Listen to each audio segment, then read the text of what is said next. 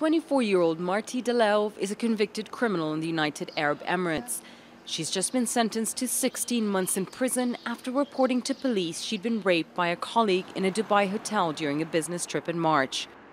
When I got to the police station, I told him my story, and then he asked me when I was done, he said, "Did you call the police because you didn't like it?"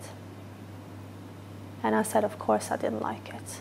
But that's also when I understood that they don't believe me. Dalelv claims to have been held with no charge or contact with the outside world.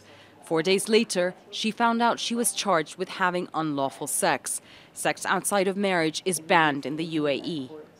On July 16th, she was sentenced to 12 months for that crime, in addition to jail time for alcohol consumption.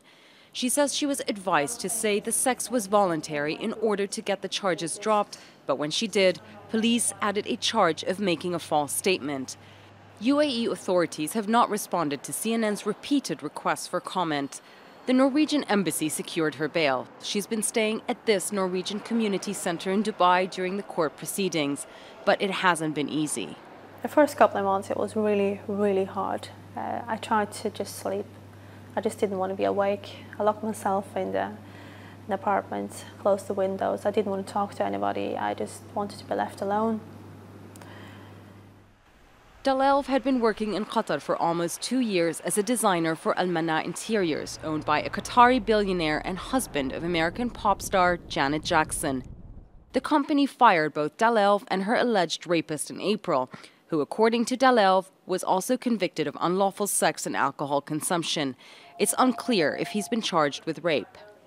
In a statement emailed to CNN, the company expressed its sympathy towards Dalelv in what it described as a very difficult situation, denying that the alleged rape had anything to do with the termination of her contract. This isn't an isolated incident. Similar cases have been reported over the past few years, and human rights groups have criticized the UAE for its handling of accusations of sexual violence against women, going as far as saying the country condones this. While Dubai boasts an image of a westernized cosmopolitan city with a larger expatriate population than its local one, a strict Islamic law and code of conduct still prevails. Many countries warn their citizens who plan to visit. Dalelv, who has only spoken out publicly since her conviction, says support from Norway and from all over the world has been overwhelming, with tens of thousands joining a Facebook support page and diplomatic efforts by the Norwegian government who've been in contact with the UAE authorities. But for Dalelv, it's hard to be optimistic. That's the thing, I don't dare to hope for anything, so at least I hope they just reduce my punishment. To be honest, I don't want to go back to jail. Dalelv will be appealing her sentence on September the 5th.